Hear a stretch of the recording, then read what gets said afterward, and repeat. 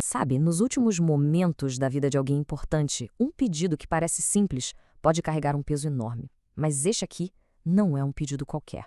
É um ato que vai literalmente selar o destino de uma nação inteira e ecoar por séculos.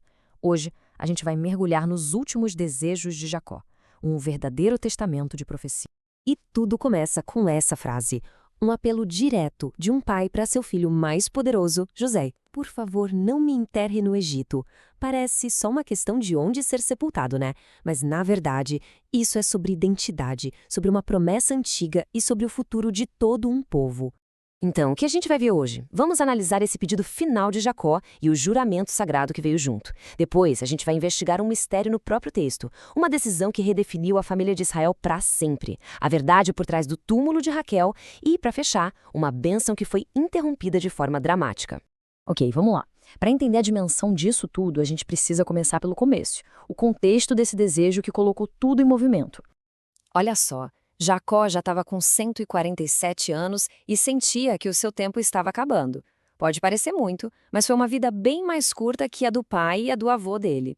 O texto diz que os dias dele estavam se aproximando, um sinal claro de que os assuntos mais urgentes precisavam ser resolvidos, e rápido.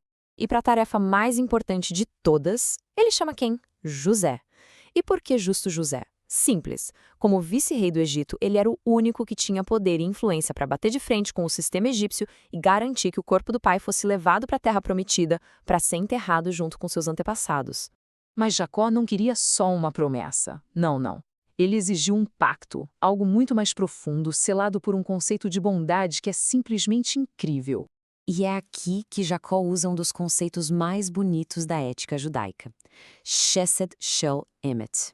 A tradução literal é benevolência e verdade. É considerado o ato de bondade mais puro que existe. Por quê? Porque é um favor que você faz para alguém que nunca, jamais, vai poder te retribuir. É bondade em estado puro, sem esperar nada em troca. E para selar essa bondade verdadeira, Jacó pede um juramento. Ele pede para José colocar a mão sobre sua coxa.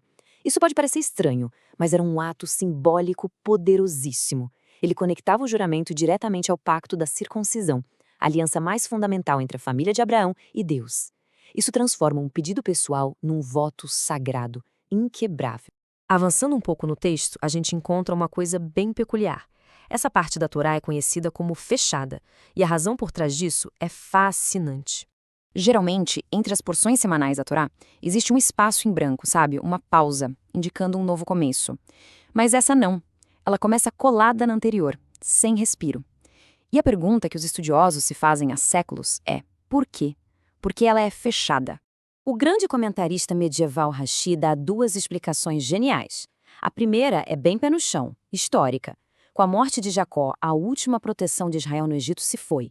E aí os corações e os olhos do povo se fecharam de angústia, porque a escravidão egípcia começou para valer. A segunda explicação é mais mística. Jacó queria revelar para os seus filhos os segredos do fim dos dias, mas, bem naquele momento, a visão profética foi fechada para ele. A revelação foi bloqueada. Mas a história continua. Jacó, já bem doente, faz um movimento surpreendente, uma adoção, que vai redesenhar completamente o futuro do seu povo. Imagina a cena. Jacó está fraco na cama, mas quando fica sabendo que José está a caminho, ele reúne todas as suas forças só para se sentar. É um gesto de um respeito imenso, reconhecendo que José não é só o filho dele, mas também uma figura da realeza egípcia. E é aí que Jacó solta as palavras que mudam tudo. Ele olha para os filhos de José, seus netos Efraim e Menaché, e declara que eles serão para ele como se fossem seus próprios filhos primogênitos, Ruben e Simeão. Na prática, ele está adotando os próprios netos. As consequências disso, gigantescas. Efraim e Menaché deixam de ser netos e são elevados a chefes de suas próprias tribos. Isso divide a tribo de José em duas, garantindo a eles uma porção dupla de terra na herança da terra prometida. E mais fundo ainda, isso cumpre uma promessa divina de que Jacó se tornaria uma congregação de nações. A conversa, então, entra num território muito mais íntimo, tocando numa ferida antiga. Uma dúvida que José deve ter carregado a vida inteira. Pensa só no José. Ele devia se perguntar, Meu pai está fazendo toda essa questão de ser enterrado na tumba da família, mas por que ele não fez o mesmo pela sua esposa mais amada, a minha mãe, Raquel? Por que ela foi deixada num túmulo solitário na beira da estrada? Jacó, como se tivesse lendo a mente do filho, começa a explicar. E a resposta é surpreendente. Não foi por falta de amor nem de respeito. Enterrá-la ali, na estrada, não foi uma decisão dele. Foi um comando divino. E aqui vem a razão profética, que é de arrepiar. Jacó revela que Raquel foi enterrada ali, para que séculos mais tarde, quando os descendentes dela fossem levados como escravos para o exílio na Babilônia, ela estivesse no caminho deles, para chorar por eles e para orar pelo seu retorno. O que parecia uma dor do passado, na verdade, era uma fonte de esperança para o futuro. E agora chegamos ao clímax da visita, o momento em que Jacó se prepara para abençoar seus novos filhos, Efraim e Menaxé. José posiciona os filhos na frente de Jacó para receberem a bênção. O ambiente é solene, cheio de expectativa. Mas, bem na hora H, quando Jacó estende as mãos para abençoá-los, algo se quebra. A presença divina, a fonte da sua profecia, simplesmente se retira. Some. O resultado é desconcertante. Jacó, que já tinha a visão física fraca, agora perde também a sua visão espiritual. Ele olha para os dois meninos ali na sua frente e pergunta a José como se fossem estranhos. Quem são esses? Mas por quê? Rashi explica que naquele exato instante, Jacó teve uma visão terrível do futuro.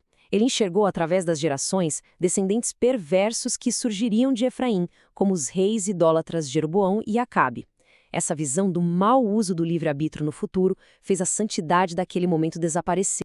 E isso nos deixa com uma pergunta fundamental, né? Como é que uma bênção, que é feita para canalizar o bem divino, lida com a realidade de um futuro que ninguém pode controlar? Um futuro que é moldado pelas escolhas e, às vezes, pelos erros de quem a recebe.